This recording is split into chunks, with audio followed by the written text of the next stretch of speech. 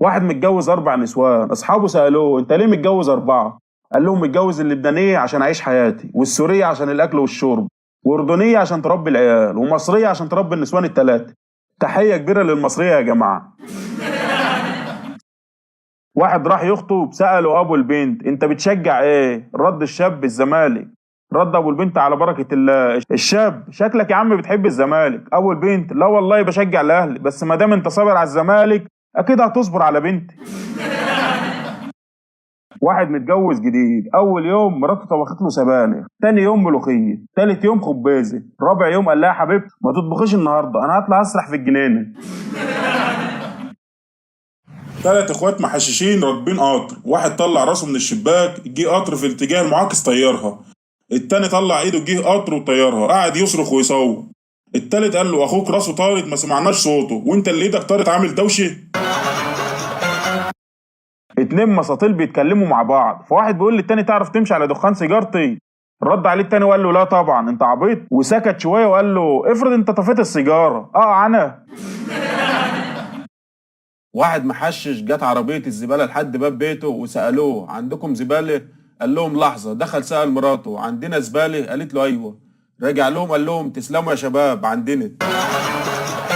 محشش قالوا له في الصين كل دقيقة يتولد واحد، قال لهم يخرب بيت أبو التطور، ليه إحنا عندنا كل 9 شهور؟ واحد بيسأل مراته بيقول لها ليه ما بتزعليش لما بتشوفيني ببص على الحريم؟ قالت له أصلك عامل زي الزمالك تشوف الدوري بس ما بتاخدوه. واحدة بتسأل جوزها ايه الرسائل اللي بتجيلك دي؟ قال لها ابدا دي عروض من فودافون. قالت له فودافون هتقول لك مش هقدر اعيش من غيرك؟ قال لها ايوه ما انا هديتهم احول اتصالات. سألوا حكيم ما هو الزواج؟ قال لهم هي الحرب الوحيدة التي تنام فيها بجانب العدو. واحد محشش ماشي وبنت معديه من قدامه وفي شمع فوق عينيه، قال لها ممكن سؤال لو سمحتي؟ قالت له اتفضل. قال لها هي دي عين ولا غين؟ 2 محششين طالعين الفضاء، وهم طالعين واحد بيقول للتاني اوعى تدوس على النجمه لا تاخد الكلتون. سائح اجنبي بيقول لي سواق تاكسي عايز اروح احسن مكان بتحبوه في بلدكم مصر، قام السواق رجعه المطار تاني وقال له هو ده. واحد اهبل مراته ولدت بعد شهر من الجواز، الناس قالوا له ازاي؟ قال لهم يا نهار اسود على الحسد. واحد غبي مراته جابت توأم راح قتلها، فبيسألوه قتلتها ليه؟ قال لهم الاول ابني التاني بقى ابن مين؟ اجنبيه فتحت الباب لزوجها، حضنها وقال لها وحشتيني. شافهم اخونا المصري عجبته الحركه وفتحت مراته الباب وبعدين حضنها، راحت مصرخه وعيطت وقالت بالله عليك مين اللي مات؟ واحد بيقول لمراته يا وليه هو مش انا فارس احلامي؟ قالت له انت فارسني انا شخصيا مش هتفرس احلامي. واحد بتاع انابيب بيقول لامه ادعي لي، قالت له ربنا يفتحها في وشك، راحت الانبوبه فرقعت في وشه. محشش بيقول لصاحبه تعالى نركب اتوبيس، راح صاحبه قال له لا تعالى نجري جنبه ونوفر الجنيه، صاحبه قال له طب تعالى نجري جنب التاكسي ونوفر 10 جنيه. مسطول حلق دقنه وراح رايح لصاحبه قال له انت مين؟ انا ما اعرفكش. عزيزي الزوج لو سألتك مراتك سؤال وهي واقفة وحاطة ايديها في وسطها زي براد الشاي، اعلم انها تعرف الاجابة، لضمان سلامتك لا تجزي. واحد كتب على عربيته للبيع وكاتب رقم تليفونه، وعربية شرطة المرور ماشية وراه، الضابط بيقول للعسكري يلا نرن عليه ولما يرد ناخده مخالفة عشان بيتكلم في التليفون وهو بيسوق. رنوا عليه رد وخلى التليفون على الكرسي وفتح السبيكر، قالوا له قرب التليفون عليك مش سامعينك كويس، قال لهم مش هقدر في ورايا جوز جزم هياخدوني مخالفة. محشش بيسأل شيخ ازاي يبطل مخدرات، الشيخ قال له اشرب لبن، المحشش قال له اشمعنى لبن؟ الشيخ قال له عشان بيديك قوة ويخليك تحرك الجدار. المحشش قال له بس ايه رأيك بقى ان الحشيش اقوى من اللبن بتاعك، ده بيخلي الجدار يتحرك قدامي لوحده وانا حاطط رجل على رجل. محشش بيقول هل تعلم أن المخلوق الوحيد الذي يخاف منه الأسد هو زوجته؟ فإذا كنت تخاف من زوجتك فاعلم أنك أسد. في بنت صاحبتها بتتجوز وعايزة تروح الفرح وخايفة من جوزها، فقررت إن هي تروح من ورا جوزها، وراحت الفرح لقت جوزها هو العريس. واحد شبشبه ضاع في الجامع قال بصوت عالي اللي خد الشبشب يرجعه، بلاش اعمل زي الجمعة اللي فاتت. كلهم خافوا ودوروا عليه ورجعوا له الشبشب، وسالوه هو انت عملت ايه الجمعه اللي فاتت؟ قال لهم روحت حافي. شاب مصري طلب من ابوه 20,000 جنيه عشان يسافر ايطاليا، ابوه رفض، قام الولد ضرب ابوه وخد الفلوس وهرب. وبعد 5 سنين الواد رجع وادى لابوه 1,000,000 جنيه وقال له سامحني يابا. ابوه قال له سامحتك يا ابني، انا عارف ان انت كنت بتضربني عشان مصلحتي. صاحب محل كل يوم يشوف ولد صغير ومعاه كلبة يجي يقف جنب الضابط شوية والضابط يضرب الواد كف والواد يعيط ويمشي، وكل يوم صاحب المحل يشوف المنظر ده، فقال لازم اعرف حكاية الولد ده ايه مع الضابط. فراح سأل الضابط ايه حكايتك مع الولد؟ كل يوم تضربه كف، حرام عليك. رد عليه الضابط انه ولد؟ قال له الولد صاحب الكلبة. رد الضابط يا راجل ده جنني، كل يوم يجي ويطلب منك تجوز الكلب عشان تولد له كلب بليص. واحدة بتعيط على قبر جوزها وبتقول له اتبهدلنا من بعدك يا ابراهيم، حماد ابنك عايز يتجوز، وعبير بنتك عايزه فستان، وجلال ابنك عايز يتجوز. تاني يوم جالها في المنام قال لها فتحية انا في القبر مش في دبي. واحدة بطنها وجعتها راحت للدكتور سألها انت اكلت ايه؟ قالت له فيتوتشيني وتشيز كيك. قال لها الدكتور احنا مش على الفيسبوك هنا، قولي الحقيقة. قالت له جبنة قديمة وبصل اخضر.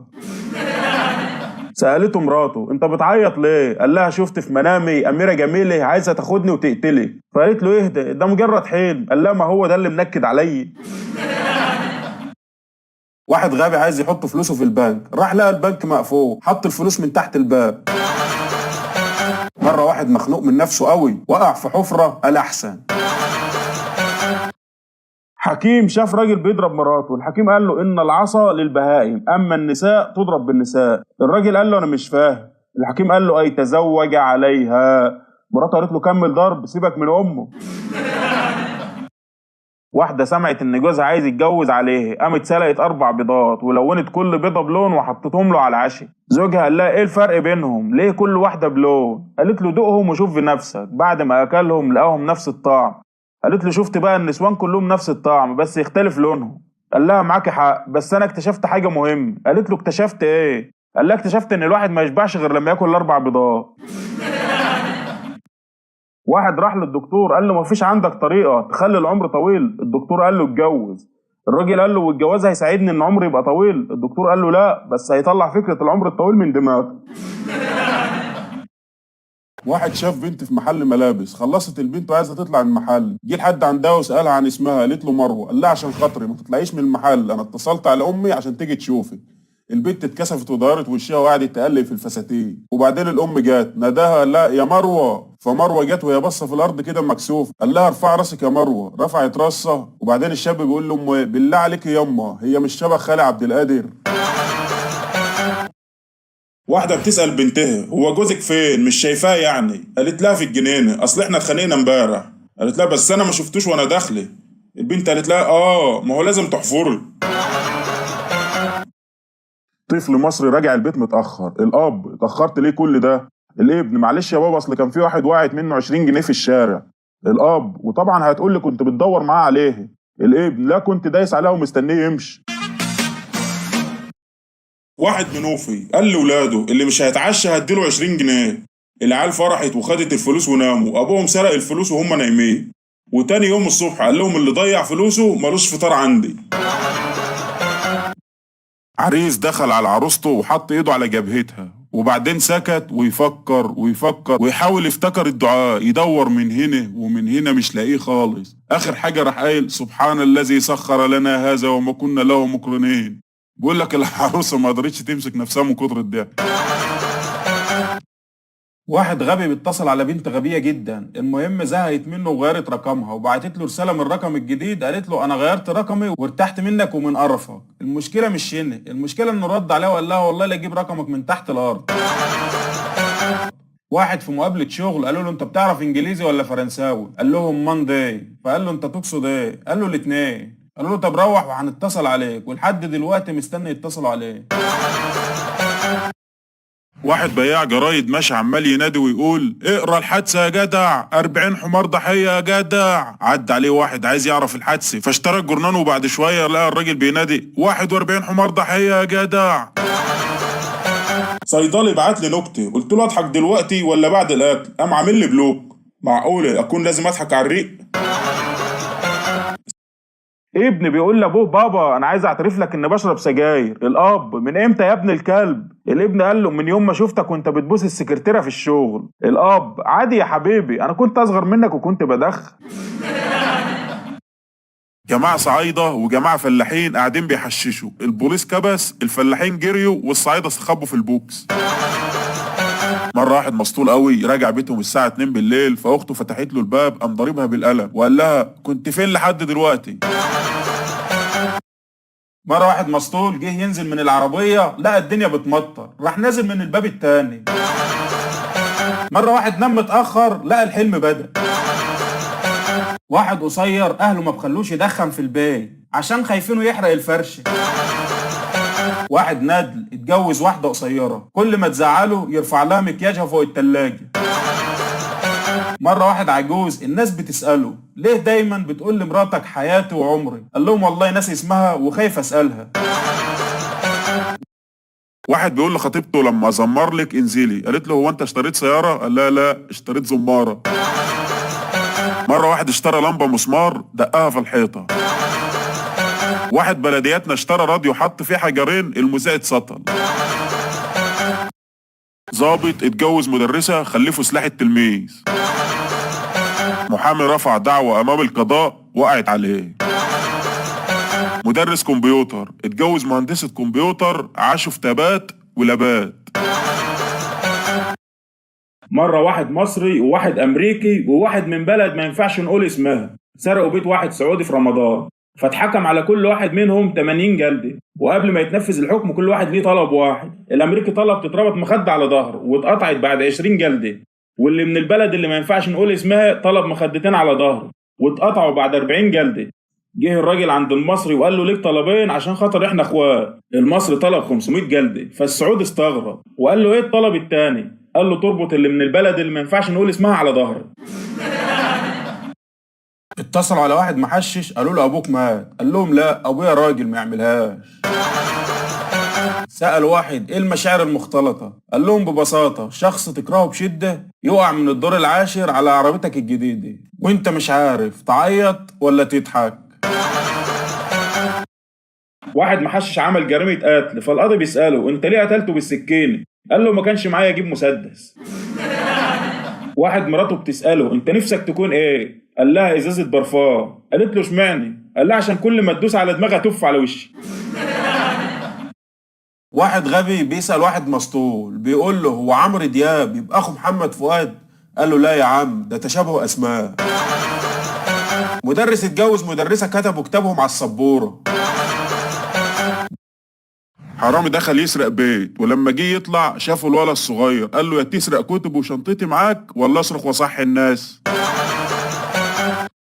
واحدة بتقول انا اشتريت تليفون جديد وانا في المحل قفلته ببصمة الوجه، وبعدها بالليل حاولت افتحه ورفض يفتح نهائي. حسبي الله ونعم الوكيل في التليفون، خلاني اقوم اتمكيج الساعة 2 بالليل.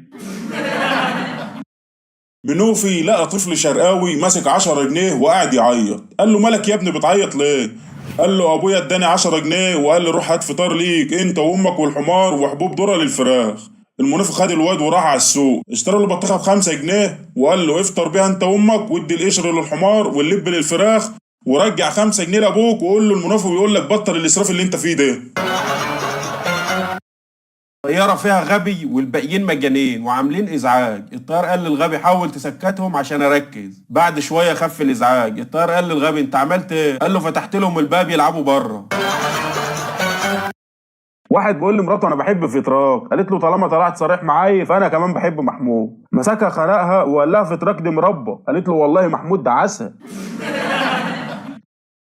مرة واحد محشش لما قبض مرتبه وراح البيت قعد يقسم المرتب 100 ايجار 100 مصروف بيت 200 حشيش، وفجأة وهو قاعد سمع خبط على الباب فقال مين؟ رد عليه اللي بره قال له بوليس، فراح مقطع ال 200 جنيه بتاعت الحشيش. محشش مصري راح الكويت رجع وسألوه ايه اغرب حاجة شفتها في الكويت؟ قال لهم يا اخي عندهم اسماء انبياء غريبة، مثلا نبي نقعد، نبي نشرب، نبي نسولف، نبي ناكل.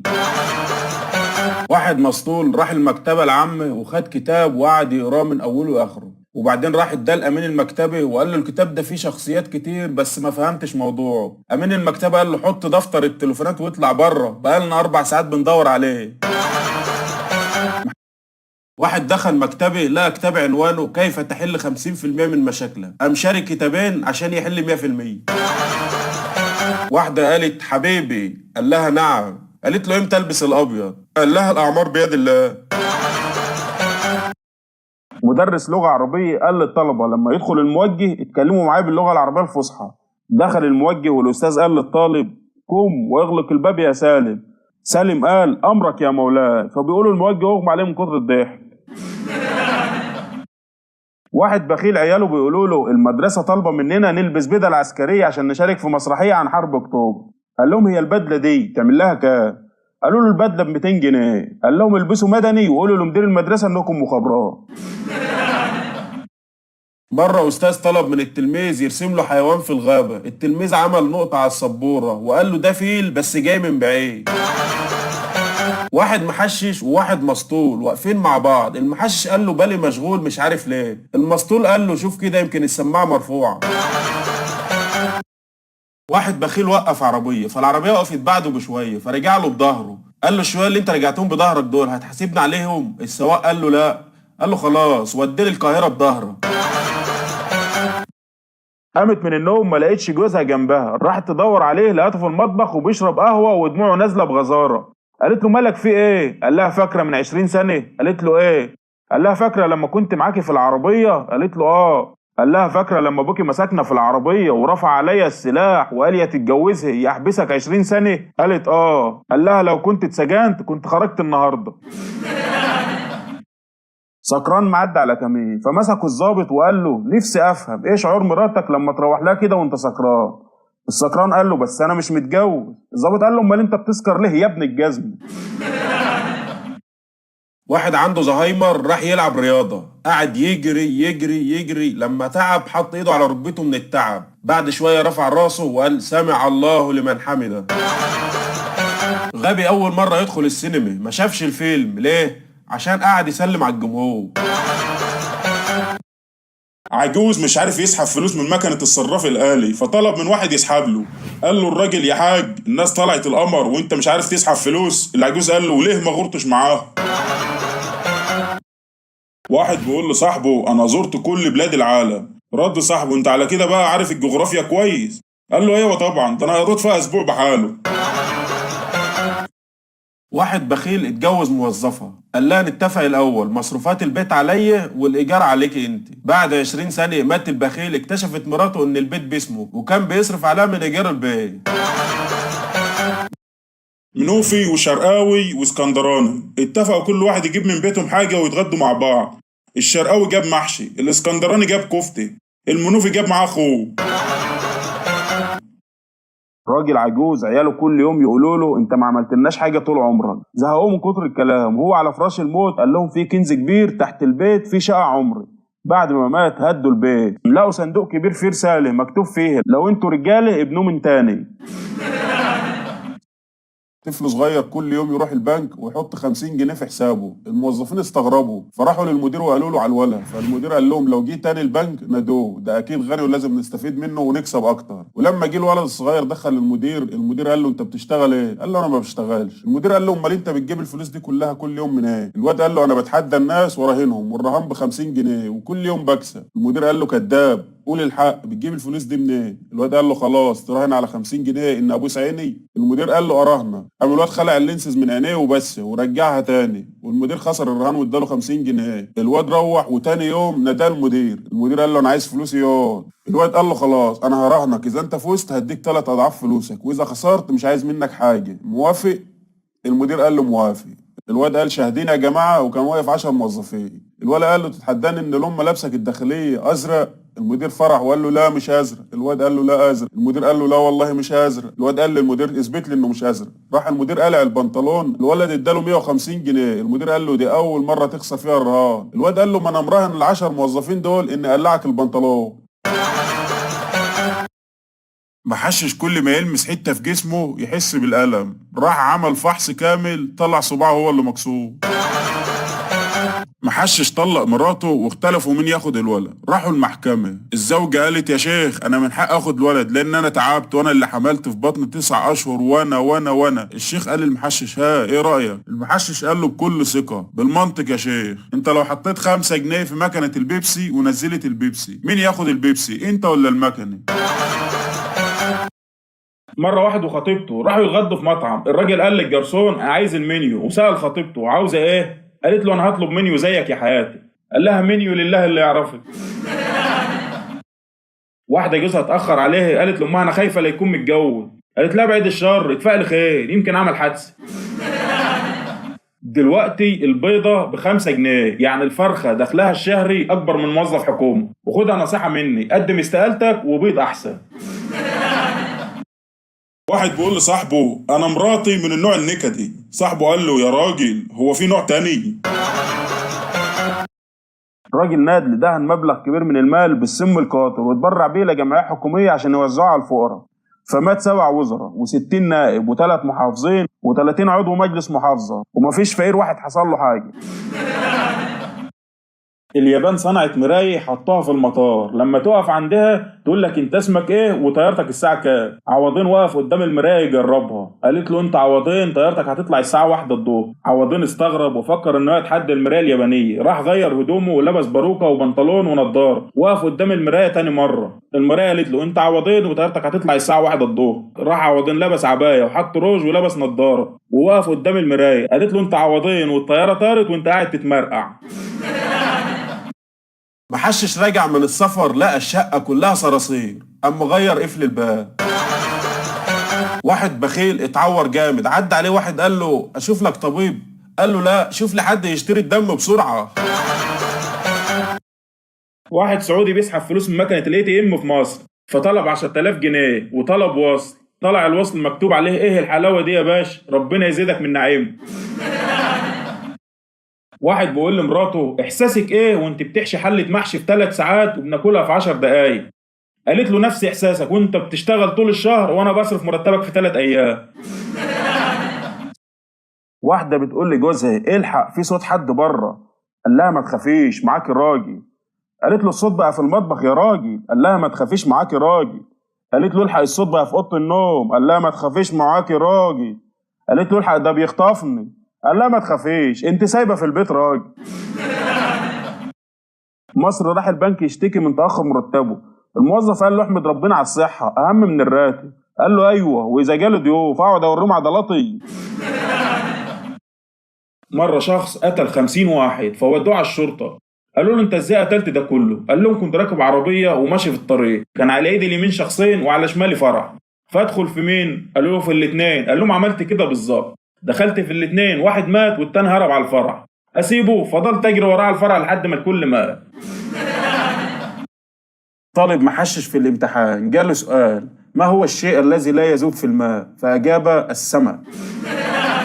واحد محشش راح للدكتور، فالدكتور بيسأله انت عندك ايه؟ المحشش قال له عندي عيلين وخروف. محشش لقى مراته واقفه مع واحد في البلكونه، سأله انت ايه اللي جايبك هنا؟ قال له انا عسكري مزلط ونزلت بالغلط. رد المحشش يا اخي اتدربوا كويس، امبارح لقيت 2 في البانيو وقالوا لي احنا من البحريه. مرة واحد دخل مستشفى المجانين، لقى المجانين معلقين واحد في السقف وعمالين يلفوا حواليه. شاف واحد قاعد لوحده قال له يا ابني انت مش بتلعب معاهم ليه؟ قال له يا بيه دول الناس هبل فاكرين الراجل لمبه وعمالين يلفوا حواليه. قال له يا ابني انت شكلك عاقل، قوم معايا ننزل الراجل ده. قال له لا كده هنقعد في الضلمه يروح امك. محشش فاتح محل ملابس، دخلت عليه واحده بتقول له عايزه تيشيرت العيل في تانية ثانوي، قال لها علمي ولا ادبي؟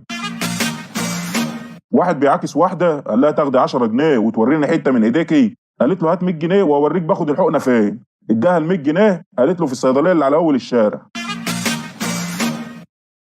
واحده بتقول لجوزها شايف الراجل اللي بيرقص هناك ده؟ قال لها ايوه شايفه. قالت له ده من 5 سنين اتقدم لي ورفضته. قال لها ما شاء الله ولحد دلوقتي لسه بيحتفل.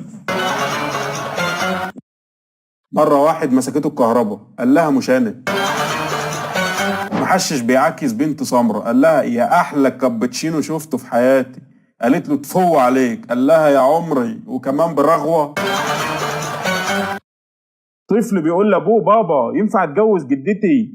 قال له انت حمار يا ابني، دي امي، هتتجوزها ازاي؟ قال له عادي، ما انت اتجوزت امي وما زعلت. واحد ماشي في الشارع لقى طابور طويل، فسأل اخر واحد في الطابور، قال له انتوا واقفين في الطابور ده ليه؟ قال له معرفش، انا لقيت اللي قدامي واقف فوقفت وراه. راح سأل اللي قدامه قال له نفس الكلام، قعد يسأل لحد ما وصل الاول. قال له الطابور ده بتاع ايه يا عم؟ قال له والله انا كنت واقف اربط رباط الجزمه لقيتهم واقفوا ورايا. قال له طب بعد ما ربطت الجزمه ما مشيتش ليه؟ قال له انت عبيط، عايز نمشي بعد ما بقيت اول واحد في الطابور؟ واحد احول سايق عربيه، فصاحبه بيقول له خلي بالك من العمود، قال له ما تخافش هدخل من بينهم. بنت غبيه، ابوها بيقول لها مبروك جالك اخ، قالت له بذمتك؟ قال لها والله جالك اخ. قالت له طب ما تقولش لامي، خليها مفاجاه. ليه واحد صاحبنا كده كلنا عارفينه عشان محدش يزعل، بس لما بينام بيحط منبهين جنبه عشان لما منبه يضرب التاني يحوش. واحد سكران ماسك الفرخه بتاعته قاعد يضرب فيها ويقول لها كل يوم بيض مفيش جبنه. مره واحد مسطول وقف تاكسي، ولاجل الحظ المنيل السواق برضه كان مسطول، قال له تاخد كام وتوديني فين؟ قال له هات اللي تجيبه وانزل هنا. محشش في الحمام عمال ينادي لمراته ويقول لها فين الشامبو؟ ردت عليه قالت له جنبك على الرف يا احول. قال لها يا عبيطه ده مكتوب عليه للشعر الجاف، انا شعري مبلول. محشش سالوه ليه قتلت ابوك؟ رد عليهم قال لهم عشان كان في رحله للايتام وعايز اروح. طب وعمك قتلته ليه؟ قال لهم عشان كنت عايز ابن عم معايا. طب وانت كنت عايز تنتحر ليه؟ قال لهم عشان لغوا الرحله. واحد غبي ركب تاكسي وخلى مراته تركب قدام عشان السواق ما يبصش عليها في المرايه. واحد راح للدكتور فبيسأله انت عندك ايه؟ قال له عندي عيلين وخروف. بخيل بياكل فستق، مراته قالت له اديني واحده، اداها واحده، قالت له اديني كمان واحده، قال لها كلهم نفس الطعم. بخيل شارك في مسابقه، سألوه اكمل ما يلي اكرام الضيف، قال لهم دفنه. حرامي غلس دخل يسرق البيت لقى ست عجوزه بردانه، قام مشغل على التكييف وهرب. مرة واحدة ممرضة خلفت توأم، سمت واحد فيهم عضل والتاني وليد. واحد مسطول بيسأل واحدة اسمك ايه؟ ردت عليه قالت له هنادي احمد، قال لها تنادي احمد تنادي محمد، انا ما بخافش. واحد بيقول له صاحبه تعرف فلاني؟ قال له اعرفها. قال له شفتها من غير مكياج؟ قال له لا. قال له يبقى ما تعرفهاش. مرة واحد ركب طيارة، المضيفة قالت له تحب اجيب لك فطار كامل؟ قال لها ليه؟ هو كامل مش هيفطر؟ واحد مصري بيسأل امريكي انت بتدخن؟ قال له نو. بتشرب؟ قال له نو. طب مخدرات؟ قال له نو. المصري قال له يخرب بيت امك كافر على الفاضي. محشش اشترى دش من ورا اهله وقال لهم انا اشتريت كلب كبير ومتوحش وخطير وحطيته على السطح، اوعى حد يطلع فوق لا ياكله. طلع اخوه المحشش الكبير يستكشف، نزل يرتجف. سالوه ها شفت الكلب؟ قال لهم لا. شفت الصحن اللي بياكل فيه؟ عريس بيقول مش قادر استوعب ازاي مكياج العروسه ب 5000 ودهان الشقه بالسلم ب 2000 جنيه. محشش بيضرب مراته كتير، فمره شاف اجنبي بيدلع في مراته ويقول لها شفت القمر يا حبيبتي؟ قالت له اه يا حبيبي. قال لها انت احلى منه يا حبيبتي. سمع المحشش الكلام وقال انا لازم اعمل كده زيه. راح على البيت واول ما دخل زعق وقال يا سعديه. قالت له عاوز ايه انت؟ قال لها شفت القمر؟ قالت له اه شفته. هو انت شايفني عاميه زي امك ولا حوله زي اختك؟ قال لها مفيش فايده يا بنت الكلب، فين العصايه؟ انا عمري ما شفت حد مصري عمل حادثه وقال انا غلطان، ده لو خبط في شجره هيقول مين الغبي اللي زرعها هنا. مرة واحد محشش بيقول لصاحبه امبارح جيت اسحب نفس قالوا لي مفيش رصيد. واحد غبي عايز يقتل مراته وحط لها مسدس في الاكل. مرة واحدة مستعبطة ارتبطت بواحد مستعبط، جابوا عيال مستهبلة، الاب استعبط وعمل نفسه مات، العيال استهبلوا ودفنوه. راجل دخل على الحلاق ومعاه طفل صغير، قعد على الكرسي وحلق شعره وسشواره وحلق دقنه، وبعدين قعد الواد الصغير مكانه وقال للحلاق احلق له شعره زي كاظم الساهر على ما اروح اشتري علبة سجاير وارجع. عدت نص ساعة، ساعة، ساعتين وما رجعش. راح الحلاق قال للولد ابوك اتأخر ليه يا ابني؟ الواد رد وقال له ده مش ابويا ولا اعرفه، ده واحد قال لي تعالى نروح نحلق انا وانت ببلاش. مذيعة بتسأل مسطول تعرف مين طاهر ابو زيد؟ قال لها مش لما ابقى اعرف مين اللي طاهرني انا الاول. واحد بيتخانق مع مراته وقال لها انا خايف اقول عليك حماره الحمار يزعل. قالت له وانا ما اقدرش على زعلك. ردت في صدره طياره العصافير اللي فيه. واحد محشش معاه عربية قديمة وعايز يبيعها ومش عارف، فصاحبه قال له حط عليها علامة مرسيدس وهي تتباع على طول، وراح عمل كده. بعد اسبوع صاحبه سأله بعت العربية ولا لا؟ قال له انت عبيط، حد يبيع عربية مرسيدس؟ محشش بيسأل محشش تتوقع الجمعة يوافق آخر الشهر؟ رد عليه لو ضغطنا عليه يمكن يوافق. واحد تايه بيسأل واحد محشش ايه أسرع طريقة أروح بيها المستشفى؟ قال له غمض عينيك وعدي الشارع. 4 محششين راكبين عربية، نزلوا منها يجيبوا حاجات وبعدين رجعوا ركبوا العربية تاني واتلخبطوا في الأماكن وركب السواق ورا. قام السواق قال لهم اللي شال الدركسيون يرجعوا تاني. 2 محششين في المدرسة ادوهم استدعاء ولي أمر ومكتوب على الظرف إلى ولي الطالب فلان ابن فلان المحترم. المحشش الأول قال لصاحبه تصدق أنا أول مرة أعرف إن عيلتنا المحترم، والمحشش التاني قال له وأنا لسه عارف إن أنا وأنت من نفس العيلة، وقام حضنوا بعض وقعدوا يعيطوا. واحد اتخانق مع مراته الاولى وراح عند مراته التانية اللي متجوزها في السر، عملت له حمام بخار ومساج وطبخت له لحمه، وفي الصباح فطرته كبده. اتصلت مراته الاولى قالت له انت نمت فين يا زفت؟ قال لها انا في العنايه المركزه. واحد محشش شاف أمه مولعة النار فيه، قال لها والله منورة يا حاج. مرة واحد محشش وصلته فاتورة المية ب7000 جنيه، رن على وزارة المياه وقال لهم هو ايه يا جدعان؟ هو المطر السنة دي على حسابي؟ واحد محشش اتأخر على الشغل، سأله المدير انت ليه اتأخرت النهاردة؟ قال له حلمت ان عندي ضيوف واتكسفت اقوم من النوم واخليهم. محشش راح المحكمة، القاضي بيسأله انت متجوز مين؟ قال له متجوز واحدة ست. القاضي قال له انت بتهرج؟ هو في حد بيتجوز واحد راجل؟ قال له ايوه اختي متجوزة راجل. في واحد يهودي باع بير ميه لواحد بخيل، فالبخيل راح يعبي ميه من البير، اليهودي شافه وحب ينصب عليه، قال له انا بعت لك البير بس ما بعتلكش الميه اللي فيه، لو عايز الميه لازم تدفع حق الميه. البخيل قال له يا اخي انا كنت جاي لك لنفس الموضوع، انت بعت لي البير وسبت فيه الميه، يا تاخد البير يا تشيل الميه وتفضيه يا تدفع ايجار البير. بيقول لك اليهودي مات مشلوب. واحد محشش فتح التلاجة وبص للجيلي لقاه بيرتعش، قال له ما تخافش هاخد عصير. وانا ماشي بالعربيه شفت واحد بيجري، قلت له اوصلك؟ قال لي لا والله مستعجل، شعب بيتعاطى زيت عربيات. تعريف الجواز انك تجيب مصيبه من بيت الناس تحطها في بيتك. حوار بين عائله سمعها تقيل، الابن بابا عايز خيار، الاب الحق يا وليه ابنك عايز فشار، الام الحق يا بيت ابوك بيلعب قمار، البنت الحق يا تيتي ماما دخل في رجلها مسمار، الجد عيب يا بنت تقول على ابوك حمار.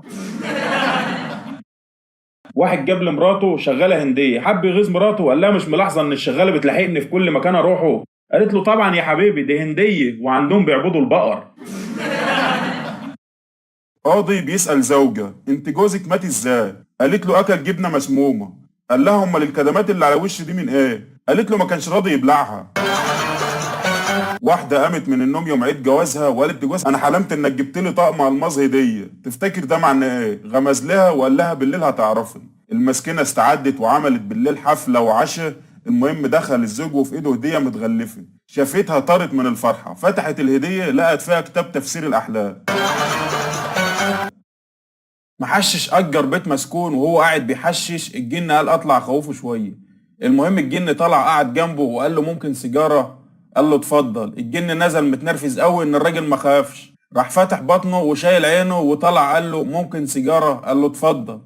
الجن جاب اخره بقى، راح شايل العمود الفقري وطالع وقال له ممكن سيجاره؟ قال له انت مش ملاحظ ان التدخين بيدمر صحتك؟ اطفيه وشغله، هي الخطوة الأولى في تصليح أي حاجة خربانة في مصر.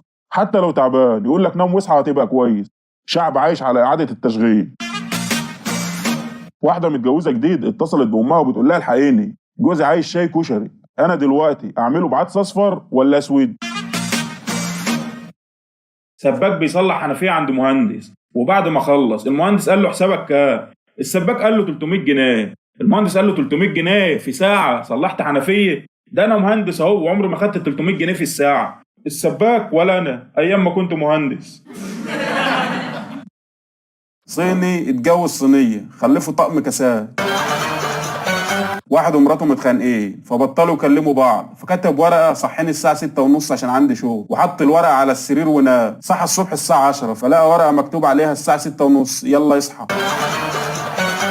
واحد كسلان دخل الامتحان وقع منه القلم قام سلم الورقة. مرة واحد خلقه ده ادى لاخوه. واحد منوفي حب يروح مشوار ومعاه كرتونة، ركب تاكسي وطلع من المنوفية للقاهرة. فجأة طلع موبايله واتصل على صاحبه وقال له أنا جاي لك للقاهرة ومعايا كرتونة فيها دهب ب20 مليون جنيه، وأجرت تاكسي عشان أوصل لك بالسلام. ولما وصل للقاهرة قال للسواق ممكن تقف قدام الدكان ده عشان أشتري حاجة، ونزل دخل الدكان وسواق التاكسي لف وهرب بالكرتونة. دخل المنوفي الدكان وقال لصاحب الدكان ما عندكش كرتونة فاضية عشان أرجع بها على المنوفية؟ واحد نشر في اعلانات مبوابة مطلوب زوجة، تاني يوم جاله 100 جواب فيهم نفس الرد، تاخد بتاعتي. مرة واحدة قالت لجوزها اهدى يا حبيبي كده ويرجع زي زمان، الراجل طلقها ورجع لايام العزوبية. مذيعة بتسأل راجل عندك أولاد؟ قال لها أيوة، الأول مهندس والتاني صيدلي والتالت دكتور والرابع حرامي. قالت لهم قاعد الرابع معاكم في البيت ليه؟ قال لها ما هو اللي بيصرف على اخواته. اتنين قاعدين على القهوة، فواحد بيقول للتاني شايف الست اللي هناك دي؟ قال له اه. قال له دي كل يوم بتضرب جوزها بالجزمة. قال له انت عرفت منين؟ قال له ما انا جوزها. محشش قالوا له هات عكس الجملة دي، الأطفال في الظلام يفعلون أخطاء. المحشش قال الأخطاء في الظلام تجيب أطفال. محشش طرده أبوه من البيت، راح لف لفتين وراجع خبط على الباب. أبوه قال له أنت عايز إيه؟ المحشش قال له أنا عايز أسألك سؤال. قال له اسأل. قال له ده بيت أبويا ولا بيت أبوه؟ قال له بيت أبوه. قال له عديني بقى لما يبقى بيت أبوك ابقى اطردني. بعد زيادة أسعار الكهرباء منوفي كتب على باب بيته ما ترنش جرس الباب، أنا بفتح الباب لوحدي كل 5 دقايق. تاجر حشيش سأل أمه طب خلنا إيه النهاردة يا حاج؟ قالت له كبسة، راح نطت من الشباك. محشش ركبه جن راح للشيخ، الشيخ قال له علاجك عندي بس هات لي نملة عورة وديك يتيم. المحشش قال له مش عايز مصر مبسوط بالمرة. بنت من مواليد 2005 متجوزة وحامل، اتصلت على الدكتور تسألهم عاد اشرب مية ولا الجنين يغرق؟ بيقول لك الدكتور بقى يصحى من النوم يضحك وينام تاني. محشش عمل اختبار نظر طلع 6/6، قال لهم لولا الدكتور ما كانش لخبطني كنت جبت اكتر من كده. 4 صعايدة بيلعبوا على الطريق السريع اللي العربية تخبطه مرتين يطلع بره. محشش دخل سوبر ماركت في الكويت عشان يشتري ولاعة، راح عشان يحاسب قال له بكام الولاعة دي؟ قال له دي نار. قال له ما انا عارف ان هي نار، بكام بقى؟ واحد عصبي اتجوز واحدة عصبية، لما جت تولد الدكتور جه ينزل ولد، الواد قال له اوعى يا عم كده انا نازل لوحدي. 2 كدابين قوي قاعدين مع بعض، واحد بيقول للتاني وانا ماشي في الشارع طلع لي اسد وكان في ايدي كوبايه ميه رميت عليه وطلع يجري. التاني قال له صح، وانا جاي قابلني الاسد ده ضربته بالقلم ايدي اتبلت. زوجة سألت زوجها يعني ايه البرنامج الانتخابي لمرشح مجلس النواب؟ قال لها فاكرة لما خطبتك ووعدتك احقق لك كل امنياتك واشتري لك اللي انت عاوزاه واشيلك في عيني؟ قالت له ايوه بس ما فيش حاجة حصلت. قال لها هو زي كده بالظبط، نشكر الزوج على شرح مبسط. 2 مساطيل قاعدين تحت سور المدرسة وبيتكلموا عن غلاء الأسعار، سمعوا مدرس بيسأل الطلبة 5 في 6 بكام؟ جاوب طالب غبي وقال له 60. فواحد منهم قال للتاني شفت يا عم اهدي زمان كانت ب30. يهودي باع بير مية لواحد منوفي، فالمنوفي خد الجراكن وراح يجيب مية من البير، شافوا اليهودي وحب يتلايم عليه، فقال له انا بعت لك البير بس ما بعتلكش المية اللي فيه، لو عايز المية لازم تدفع حقها. المنوفي قال له يا اخي انا كنت جاي لك لنفس الموضوع، انت بعت لي البير وسبت المية بتاعتك جواه، يا تشيل المية وتفضيه يا تدفع ايجار البير. مرة واحد مسطول ماشي مع حبيبته في الشارع، البنت شافت ابوها فقالت يا لهوي بابا، قال لها ما تخافيش قولي لي ان اخوك. مرة 2 مساطيل اتخانقوا، هل الحشيش بيخلي الواحد يشوف اللي قدامه 2 ولا 3؟ مرة واحد راح للسوبر ماركت قال له عندك معلبات؟ رد عليه قال له ايوه، قال له طب اديني علبة كبريت.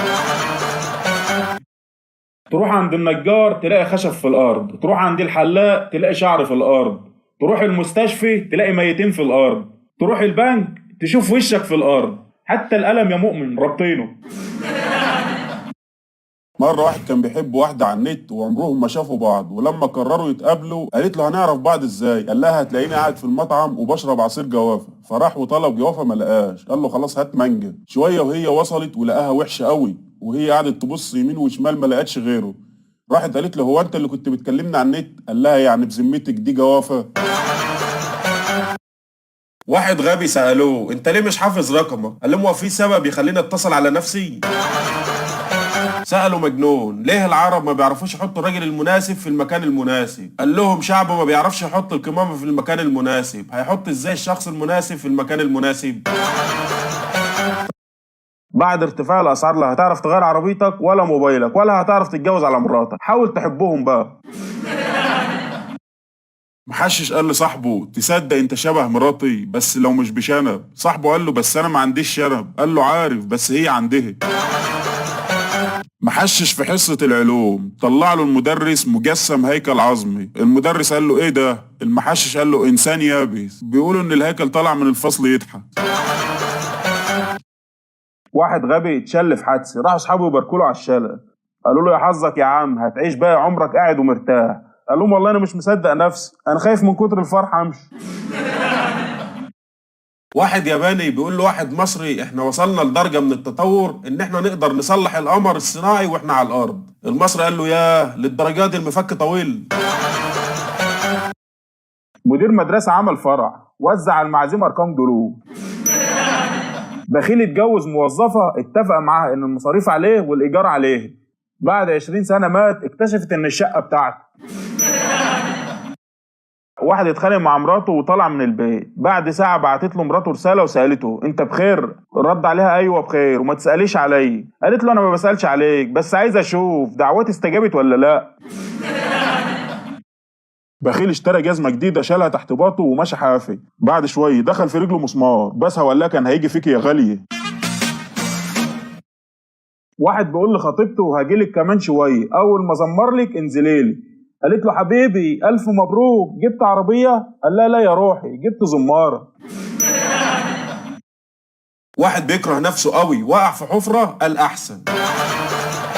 مدرس بيسأل الطلبة بتوعه بتعملوا ايه لما بتروحوا؟ اول واحد قال انا بتفرج على التلفزيون وانزل لاحمد بتاع الحشيش. تاني واحد قال انا بلعب كورة واروح لاحمد بتاع الحشيش. التالت قال وانت كمان بتعمل ايه لما تروح؟ قال له انا بروح اصلي واقرا القرآن واذاكر شوية. فرح قوي وخده بالحضن قال له انت اسمك ايه يا ابني؟ قال له انا احمد بتاع الحشيش. سأل واحد بخيل قوي تعمل ايه لو الدنيا برد؟ قال اروح جنب الدفاية. قالوا لو الدنيا بردت اكتر؟ قال اقرب من الدفاية اكتر. قالوا لو بردت اكتر؟ قال لهم الزق في الدفاية. قالوا طب لو نزل تلج؟ قال لهم اشغل الدفاية بقى وامري لله. محشش بيقول لازم تتجوز على الاقل مره واحده في حياتك والا هتعيش بقيه عمرك فاكر انها حاجه حلوه.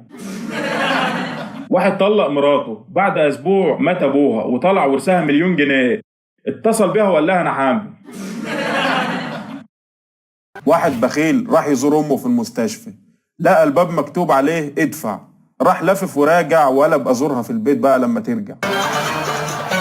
مره واحد زملكاوي مراته زهقت منه قالت له هروح عند اهلي. قال لها طب اسمعي لي شويه.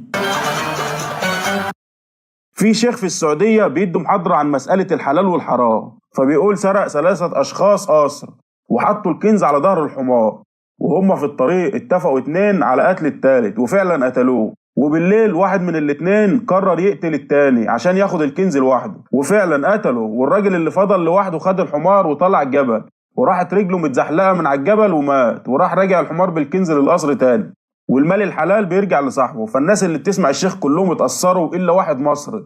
قام المصري وسأل الشيخ وقال له يا شيخ يعني ال3 ماتوا، مين بقى اللي حكى القصه بالتفصيل؟ رد الشيخ وقال انا قلت 100 مره مش عايز مصريين في المحاضره. ابو علي قام الصبح متعصب واتخانق مع ام علي، زعلها وقال لها لم هدومك، ولسه هيكمل تليفونها رن. طلع ابوها اللي في السعوديه ردت عليه وفتحت السبيكر، قال لها بعتلك 1,000,000 ريال خدوا نصهم وادي ابو علي النص التاني.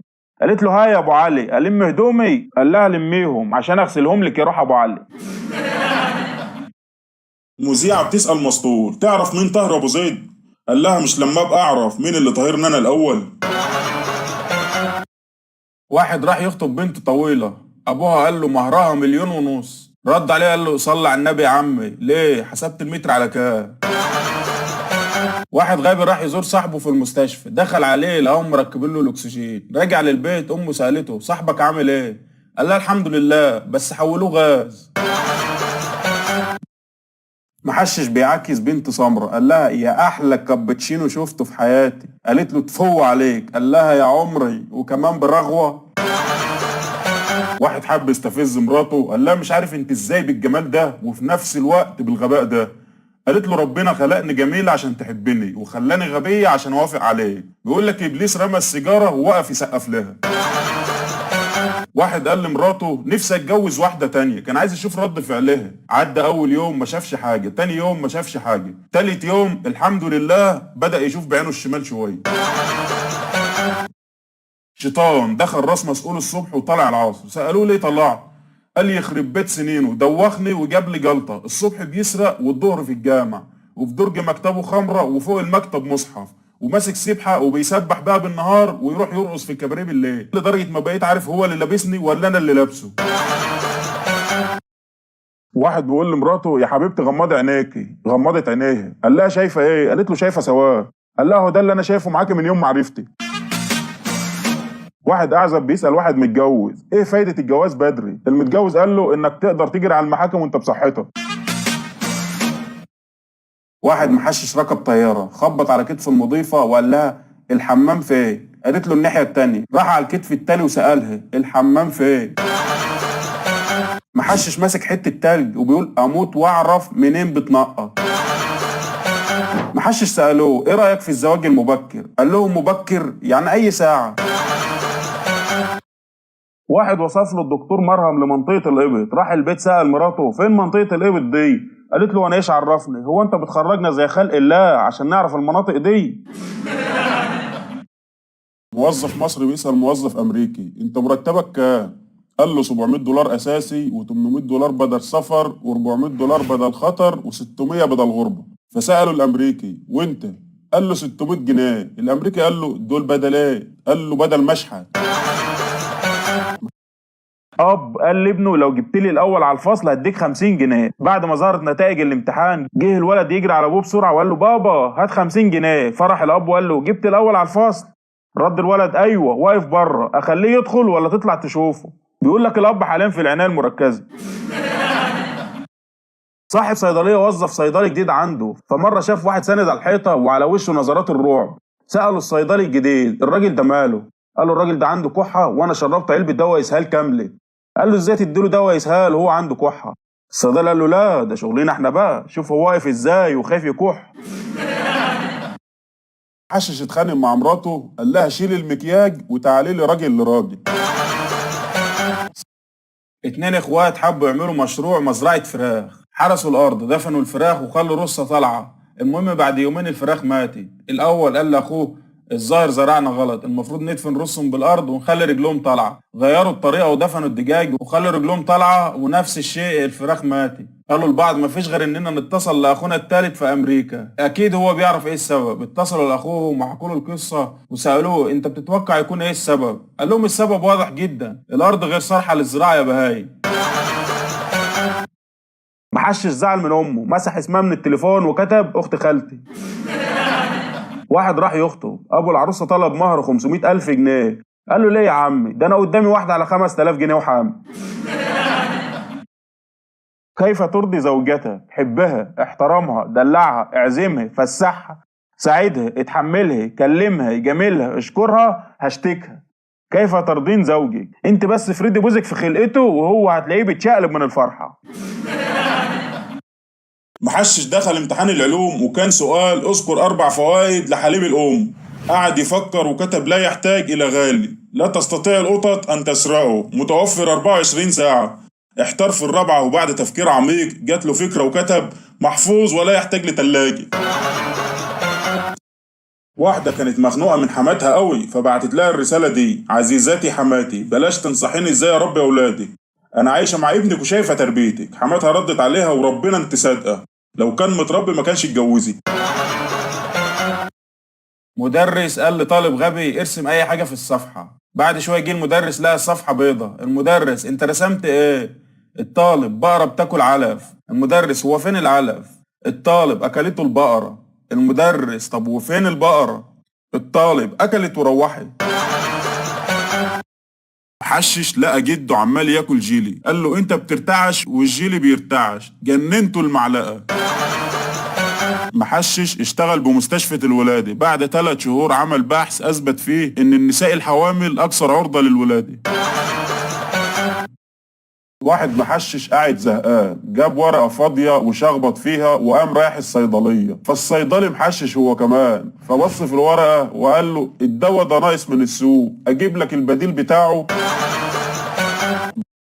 عروسة رفيعة قوي، أمها لفتها في ورق جرايد عشان تبان قلبوزة قدام العريس. في ليلة الدخلة العريس قعد يفتح في الجرايد وفي الآخر زهق، فاتصل بأم العروسة وسألها: هي العروسة صفحة كام؟ مرة صنايعي عطس، قال: هات شاي.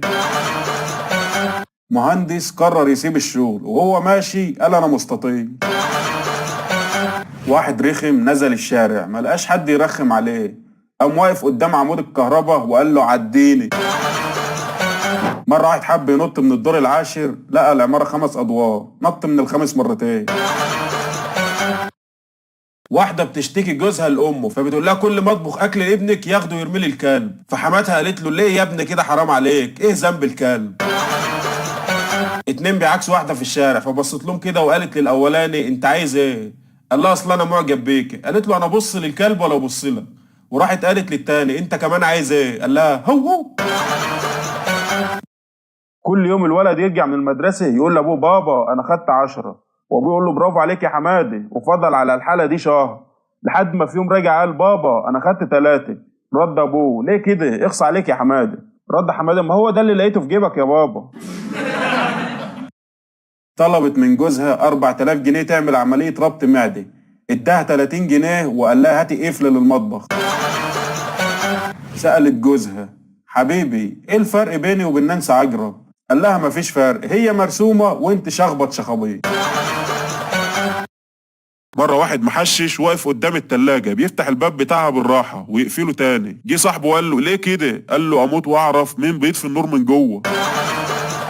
واحد متجوز وقاعد في البيت وبيبص كتير في عقد الزواج. مراته قالت له: انت بتبص في عقد الزواج ليه يا حبيبي؟ قال لها: مش عارف يا حياتي، المأذون كاتب تاريخ انتهاء العقد في ايه. مصر وياباني في لجنة امتحان. المصري شاف الياباني بيحط ايده في ودنه كل شوية. الياباني قال له: اتطورنا لدرجة اننا بنتكلم عن طريق الدورة الدموية. شوية وقام المصري مطلع ورقة من جزمته. سألوا الياباني: ايه دي؟ المصري قال له: وصلني فاكس. مدرس بيسأل طالب عنده، بيقول له: دخل كلمة الصبح في جملة مفيدة. قال له: هي ناقصة أمك على الصبح.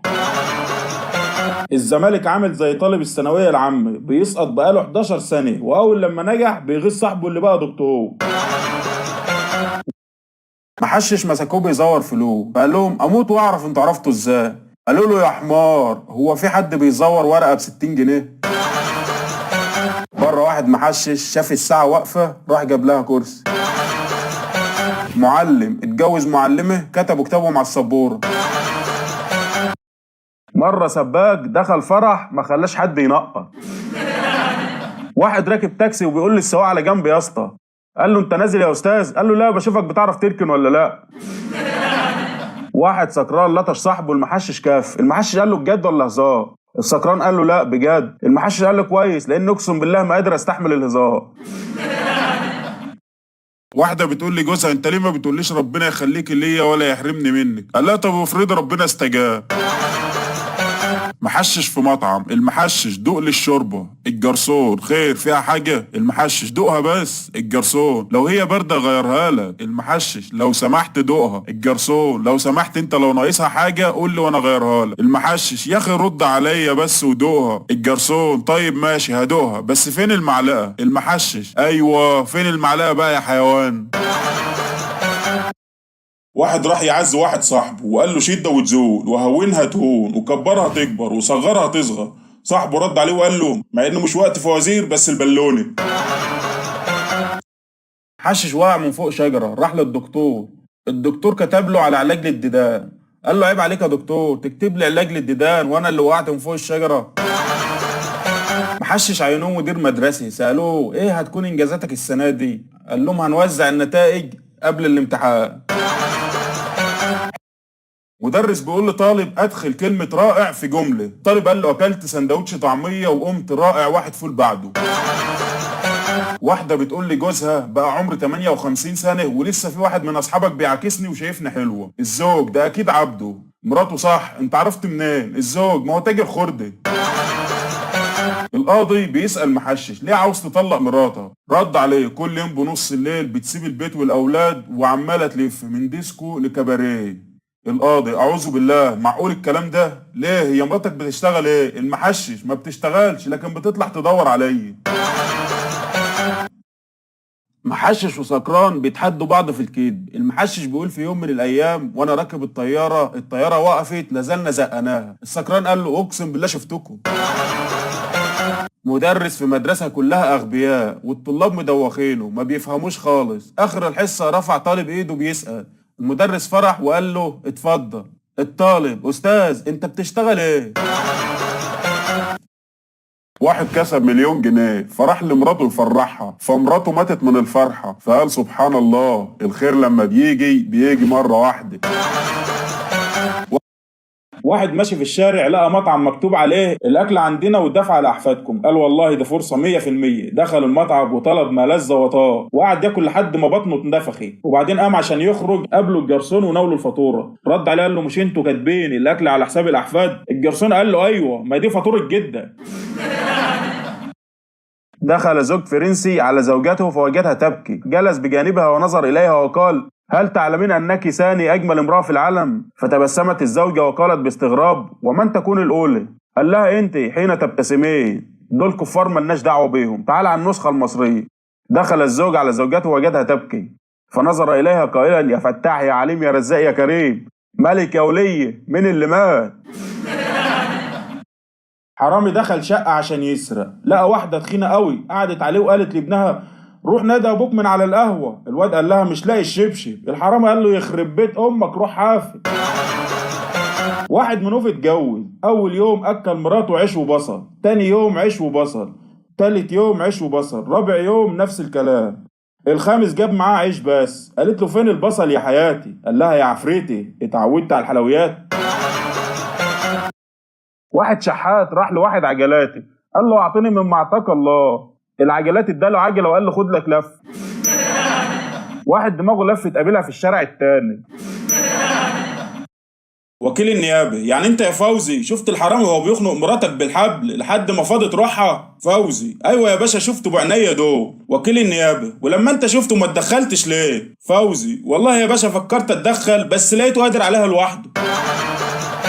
في قسم الولاده سيدة ولدت 5 أطفال مرة واحدة، ولما جوزها جه يسأل الممرضة قالت له ربنا رزقك ببنتين و3 أولاد.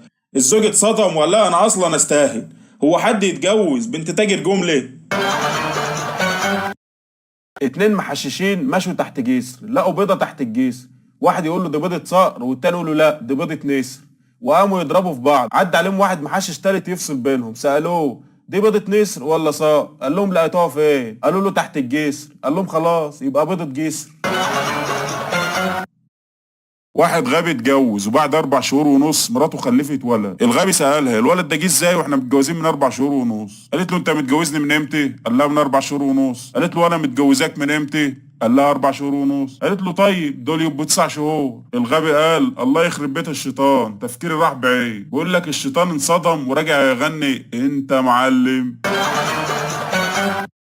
شخص غبي اشترى تاكسي عشان يشتغل عليه، وطول ما هو ماشي الناس يشاوروا له ويقولوا له تاكسي تاكسي، يقول لهم ايوه عارف والله انه تاكسي. واحد محشش دخل البنك قال للموظف عايز اعمل سحب 50,000 جنيه، الموظف قال له من حساب مين؟ رد عليه قال له من اي حساب مش مشكله.